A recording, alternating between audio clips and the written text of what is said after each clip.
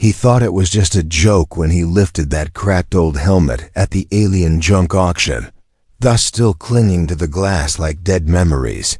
No one bid, no one looked, just silence and a shiver that ran down his spine the moment his fingers touched the metal. The seller stared too long without blinking, handed it over like it was poison wrapped in rust. He wore it that night in his tent for fun, just to see if it fit, but the moment it touched his head, the world folded like paper. Stars bent sideways, and something ancient whispered his name from the dark. His body froze, but the voice kept calling. Deeper and louder, until it wasn't just in his head. It was all around him, in the air, in the ground, in his bones. Then the tent vanished and he stood on a stone platform, surrounded by black sand and silver sky. 1,000 alien eyes glowing in the shadows. And one voice, soft female, trembling, said, "He has returned," as something began walking toward him with a crown of light in its hands and a blade, dragging behind like it was meant for his neck. Not his hand, and in that moment he knew the helmet was never broken. It was waiting. The sky above the auction yard was always tinted green, like the planet itself was sick of being looted. The crowd was thin that day, just a few scavengers and off-worlders looking for scrap they could flip for credits.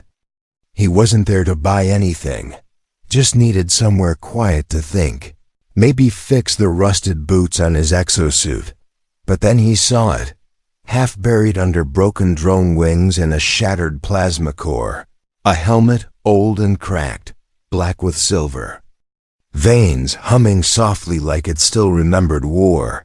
He didn't know why he stepped forward, why his hands reached out on their own, but the moment he touched it, the hum jumped into his veins and made his heart skip. The seller was a short gray alien with no name tag and no eyes, just thin slits and a mouth that smiled too wide. 3 credits, it hissed, and before he could ask why so cheap, his wristband beeped and the transaction was done. The alien vanished into the crowd like smoke, leaving him alone with the helmet that buzzed louder the longer he held it. He didn't plan to wear it, not really. It was cracked, useless, a relic from some forgotten alien war. But when he got back to his tent at the edge of the salt flats, something pulled at him, not his hands this time, something deeper, something that made him sit down and lift the helmet toward his head. The moment it touched his skin, the temperature dropped like a corpse had walked through. The air shimmered, and the world tilted. He blinked and the tent was gone. The floor beneath him was stone, black and polished, stretching into a sky filled with slow-moving stars and distant storms. Then he heard it, soft and deep and all around him. A voice whispering in a language he didn't know, but somehow understood.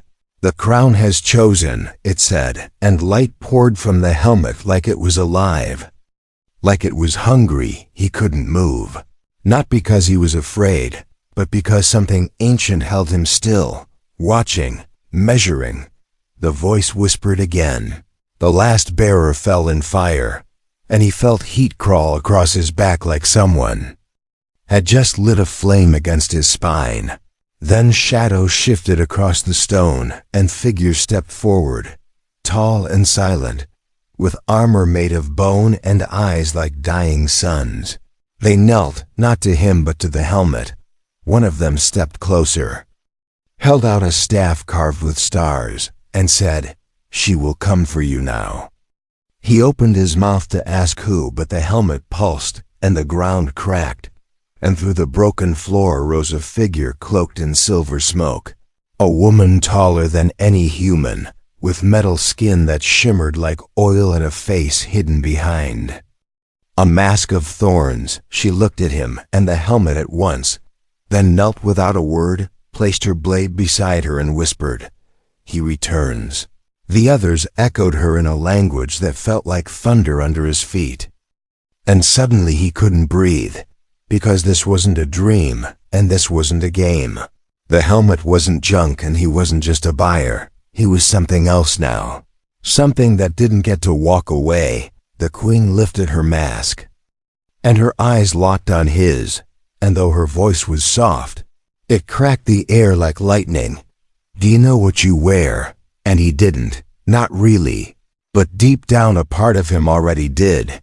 Because it wasn't just a helmet, it was a throne. And thrones don't come empty. They come with war, with worship, and with blood that never washes off. He tried to speak, but the air felt thick like honey. Every breath pulled his chest tighter as the alien queen stood and stepped closer. Her feet made no sound on the black stone, but every step she took echoed in his bones. Her armor was etched with symbols older than any language he knew. Her voice wrapped around him like wind whispering through ruins. She reached toward the helmet on his head, but her fingers stopped just short, as if touching it would burn her. Then she knelt again, not as a trick, not with fear, but with reverence so deep it made the others bow too. She said his name, though he had never told her. Said it like it was carved on a wall she had worshipped for years. He said he was no king, no god, just a guy who bought something stupid at a junkyard because it hummed and looked cool. Her face didn't change, but her eyes shimmered like stars behind fog. "You are the last chosen," she said. "The only one left who can carry the binding crown." He laughed, but the sound died in the air because deep inside something old was waking. The helmet pulsed again, and images flashed in his mind, thrones melting, banners burning, a line of kings ending in screams. She helped him stand, but didn't meet his eyes, led him through a corridor carved from crystal and memory. Guards knelt as they passed, not to him but to what he wore. They entered a chamber filled with golden light and floating symbols. She waved her hand and the room shifted, became a memory she shared through the walls. He saw the last wearer of the helmet, a warrior noble and proud, burned alive by his own people when the crown's power consumed his mind. He asked if the same thing would happen to him. She turned slowly and said it already had begun. She showed him his reflection in a pool of living metal, and he gasped because his eyes glowed faintly and the veins on his neck shimmered like circuitry. The helmet was changing him, not just outside but within. She said the crown never sits idle. It chooses, it shapes, it rules. He tried to rip it off, but his fingers froze before they touched the rim. She shook her head and whispered, "It knows when you are ready." Suddenly alarms blared in a tone that wasn't sound but vibration. Guards rushed in, and she barked words he couldn't understand but felt in his spine. She turned to him and said, "They found you," before the wall exploded in a burst of violet flame. Shadowy figures charged in with blades drawn, their faces hidden behind broken masks and their eyes glowing with rage. He ducked as one swung at him, but the queen blocked it with her arm and screamed as the blade tore through her shoulder. Silver blood splashed across the floor as she shoved the attacker back with a force that cracked the crystal walls. She pulled him behind her and said, "You are not ready to die yet." And something in the helmet responded, its glow rising, symbols spinning, heat radiating from it like fire about to ignite. He didn't know what it was doing, but it felt like the crown was watching everything, judging, preparing. Then one of the rebels shouted, "Remove the crown and we will spare you." But even as fear gripped him, he knew they were lying. They didn't want to kill him, they wanted what he wore, and they would rip it from his corpse if they had to. He looked at the queen, blood pouring from her wound, still standing, still guarding him. And he understood this wasn't about him anymore. It never was. He had stepped into a war older than Earth itself, and now the crown had chosen a side, and it had chosen him. The chamber shook as more rebels poured in through the broken wall, their weapons glowing with blue flame. The queen pulled him backward into a hidden passage that sealed behind them with a pulse of her hand, her blood still dripping but her eyes fierce like she had bled 1,000 times before and never flinched. The hallway twisted downward into darkness, lit only by the faint hum of the helmet on his head. She spoke fast in the old tongue, and though he didn't understand the words, the meaning pressed into his mind like breath against skin. She told him the helmet was not just a relic, it was a bond sealed by blood and fire. It connected ruler and world, mind and machine. It was a crown that never forgot its last wearer and never forgave betrayal. She said the last king had turned mad from the voices, but the voices were not madness. They were the memories of every ruler before. And now those memories were waking in him, reaching through time like vines through stone. They reached a vault door etched with the same symbols as the helmet, and when he stepped close, it opened without a touch. Inside the room glowed with floating lights, and in the center stood a stone altar covered in chains. She walked to it slowly, touched the chains and said, "This is where the oath must be made." He asked what oath, and she looked at him like a storm about to break. Said the crown could not truly bond until he gave it something it could anchor to, something it could use to protect or destroy, and that choice had to be his, he said. He didn't understand that he didn't want this, didn't ask for any of it, and she nodded with pain in her eyes. "None of them did," she whispered. "But every one of them died anyway." He stepped back, but the helmet pulsed, and his legs froze. Visions filled his head, cities falling, ships burning, a queen screaming in the dark as the stars turned red, and his own voice shouting words he did not know but felt like thunder in his throat. He collapsed to his knees as the memories surged. Like fire, the queen knelt beside him, placed her palm on his chest, and the pain dulled just enough to breathe. "You must choose now," she said. "Fight and rule, or run and die." The rebels were close again. He could feel their footsteps above like drums in the earth. He looked at the chains on the altar, reached out and touched them, and they melted away like ice under sun. Light shot up from the altar, and the helmet locked tighter on his head, sealing not with pain but with a cold promise, one that coiled around his thoughts like a serpent. He stood slowly, not because he wanted to, but because the crown made him feel like standing was the only option left. The queen bowed low, not in fear but in finality. "It is done," she said. "The oath is taken." The chamber shook again, and dust fell from the ceiling as the rebels breached the outer halls. She handed him a blade shaped like a crescent moon, its edge humming with power he did not understand. "You are the crown now," she said, "and they will never stop coming." He asked what happened if he lost, and she looked at the altar, where the chains had once been. "Then everything burns," she said, "and the last of us dies with you."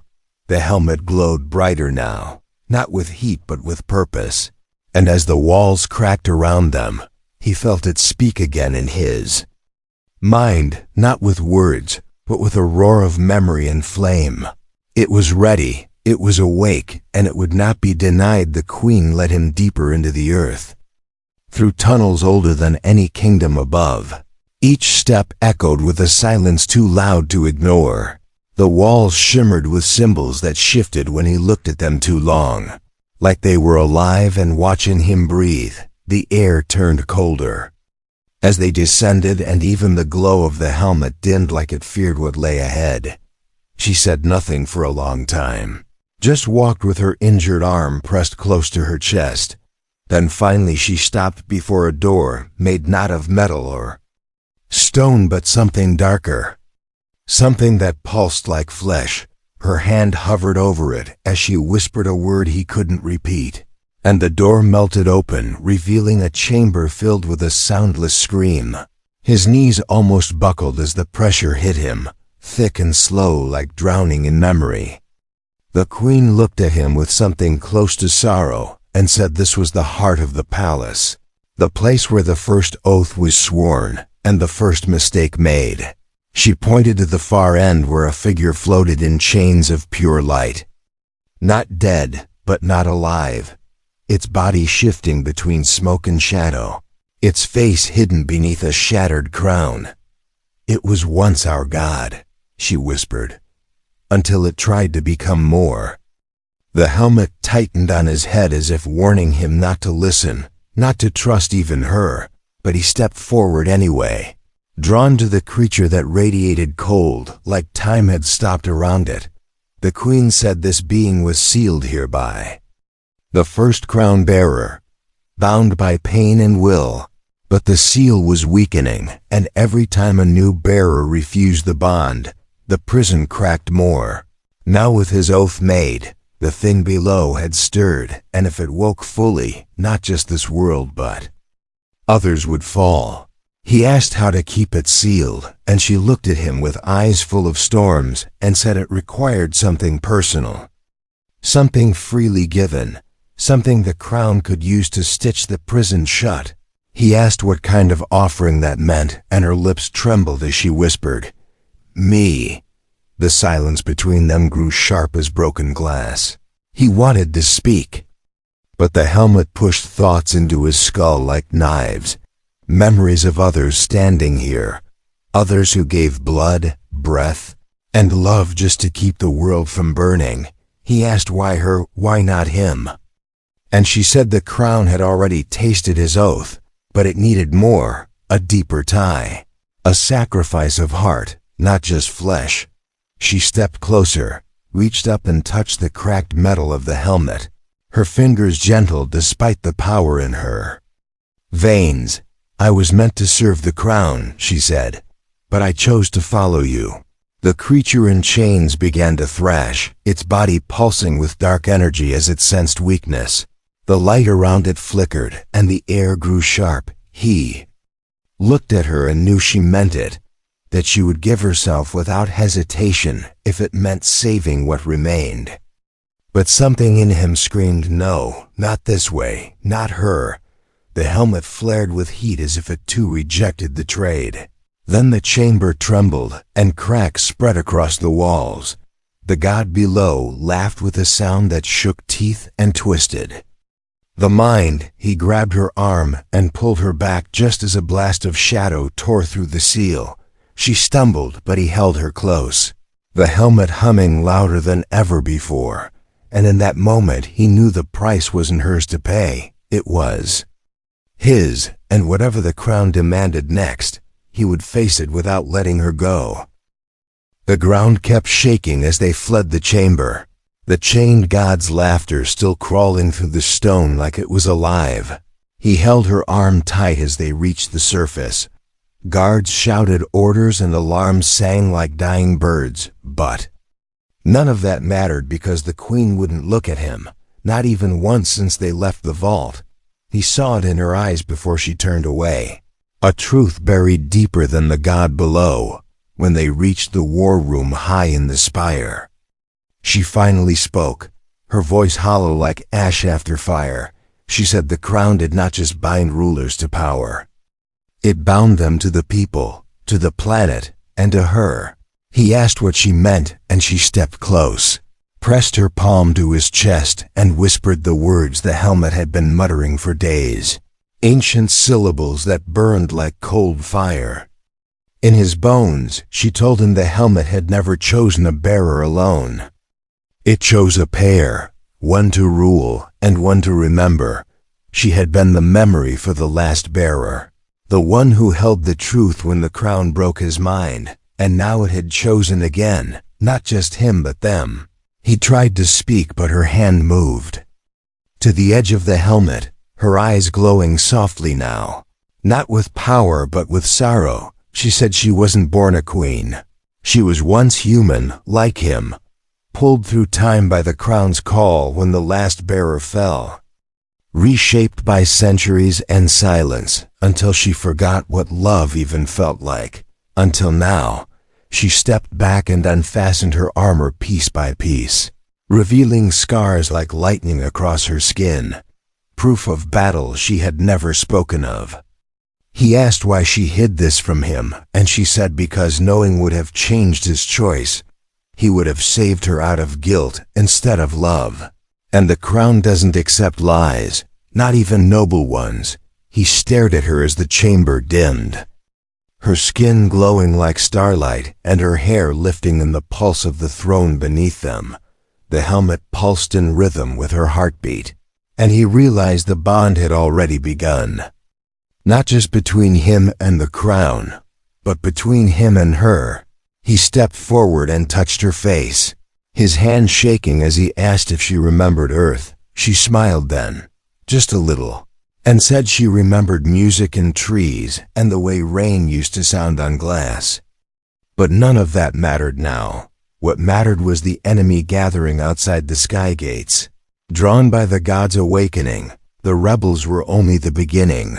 Worse things waited in the dark between stars, and soon they would come to test the new bearer. She said they would offer him a deal, power beyond imagining if he broke the bond and ruled alone. And she told him he would be tempted, because the crown knows how to twist love into weakness. Then she stepped forward and kissed him, not with fire but with weight, like she was giving him something ancient and sacred. And the helmet responded, its cracked surface glowing until it sealed for the first time without pain. They stood in silence for a moment until the chamber doors slammed open and a scout ran in, shouting that the sky was bleeding and the enemy had breached the outer ring. He looked at her one last time, her body steady, her eyes unreadable, and she said only one thing before they walked out together. The crown chose you because you still have something to lose, and he knew now that meant her, and he would not lose her. Not to a god, not to war, not even to the crown itself. The sky was red with fire as they stepped onto the upper ramparts. Ships falling like dead stars, and shadows slithering through the air like smoke with claws. The queen summoned her command and the warriors bowed without words, their eyes locked on the helmet that glowed brighter than any sun they had ever known. He held the crescent-shaped blade tight, though his hands trembled. Not from fear, but from the weight of choice. The enemy didn't speak as it arrived. It didn't need to. Its presence folded the clouds and warped the wind.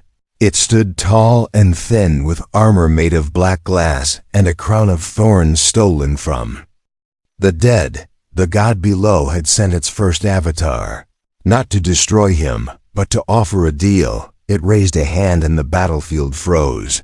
Time shivered but did not stop, and then it spoke directly into his mind. The voice was neither male nor female, but layered, like a choir of the forgotten singing through teeth. It said he could rule all, have every star in his palm. No war, no pain, no death, if he only severed the bond and took the crown for himself. Alone, the queen turned sharply. Her breath caught in her throat as she realized what was being offered. She tried to speak, but her voice cracked under the pressure of the choice. The helmet whispered too, tempting him with visions of planets kneeling, of silence without burden, of eternity without heartbreak. His heart pounded so loud he thought it would tear the helmet apart. Then he looked at her, standing there with her blade drawn, already bleeding from wounds she never showed. And he knew what the god feared most wasn't his power, it was their bond. The thing forged not from destiny, but from defiance. He stepped forward, raised his hand as if to remove the helmet, and the avatar smiled. But instead he pulled the helmet from his own head and placed it on hers. Light exploded from her body like a sun waking from nightmare. The enemy screamed, but it was too late. The bond shifted instantly, wrapping around her like roots of flame and memory. Her eyes went white as the crown fused to her spirit, and the sky shattered under the weight of her awakening. The avatar lunged but was struck down midair by a wave of raw force that bent the clouds and melted metal. The queen rose from the ground. Without moving her feet, the wind obeyed her, the light obeyed her. Even the god below trembled in its prison as she raised her hand and spoke one word. The kind of word that erases galaxies. The battlefield ruptured. Enemy ships tore apart mid-flight, and the shadows vanished like ash and storm. He fell to his knees watching her float above the ruins, radiant and terrible, and for a moment he thought she was gone too, consumed by the crown's full power. But then she lowered slowly and reached for him, her voice softer than silk and stronger than stone. She said his choice had broken the pattern. No bearer had ever passed the crown to another without dying. He had done the impossible, because he chose love over rule, presence over power. Now the crown had changed too, cracked in a new shape, a bond that belonged to no god or throne, only to them. And as the sun rose on a broken world made whole again, the soldiers knelt not to a king, not to a queen, but to a pair who had burned the path forward together, and the wind carried their names across the stars like a promise never to kneel again. The sun rose behind them like a second heartbeat as they walked through the ruined throne hall, her hand still glowing with the fading fire of the crown's final surge. Rubble crunched under their feet, but the silence was not empty now. It was peaceful, like a storm had passed and left the air clean. He glanced at her and saw something new in her eyes, not power, not pain, but freedom. The kind that only comes after centuries of chains finally break. The soldiers who survived stood on either side of the shattered path, their weapons lowered, their heads bowed, not out of fear but out of something deeper, respect not just for the power they had witnessed, but for the sacrifice that rewrote the ancient rules. The queen still wore the crown, but it had changed. The crack on its side now glowed gently like a scar that healed without hiding. She turned to him at the foot of the broken throne and held out her hand, not to command, but to share, and when he took it, the crown pulsed once in approval, and then went quiet. No more voices, no more fire. Just warmth that spread through both of them like breath returning to the lungs of the world. She whispered that the god below had been sealed again, not by force but by choice, by the bond they forged when neither wanted it and yet still chose each other. He asked what would happen now, if the people would still follow a queen who shared her power with someone who never wanted it. She smiled, touched the side of his face, and said they wouldn't follow because of fear or titles. They would follow because they saw what real strength looked like. The kind that holds someone's hand even when the world is ending. The kind that breaks thrones just to build something better. Outside the palace, the people gathered in silence. Aliens of all shapes and colors. Workers and warriors, children and elders waiting for a sign, not of victory but of truth. She stepped forward on the balcony with him at her side and said nothing, just stood there with the crown cracked but whole, and the people bowed low, not to power but to presence. To the two who stood against gods and said no, to the two who rewrote the oldest law with love.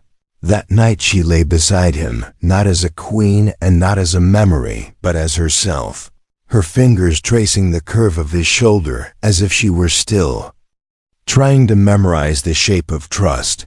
The helmet rested at the edge of the bed like a guardian that no longer needed to speak, just to witness. She whispered that the stars had moved the night he arrived, that fate had trembled when he put on the broken helmet. But she had not believed it until he gave it away, until he made the choice no ruler ever dared. He said he only did what felt right, and she laughed softly, said that was exactly why the crown chose him, because he didn't want it, because he didn't crave thrones or war or glory. He just wanted her safe, just wanted something real. As dawn came again the next day, they walked through the city hand in hand, the streets blooming with life instead of fire, and the children ran ahead of them laughing, not afraid of the crown or the throne or the stories that once made rulers. Into monsters, and far above in the sky where stars watched and waited. The old ones whispered across the void that this time the crown had done something strange, something sacred. It had chosen not a warrior or a god or a conqueror. It had chosen love, and for the first time in 1,000 years, the galaxy exhaled. And new peace if you love thrilling HFY sci-fi stories like this. Turn on the bell icon so you never miss the next twist in our sci-fi universe. Make sure to hit that subscribe button.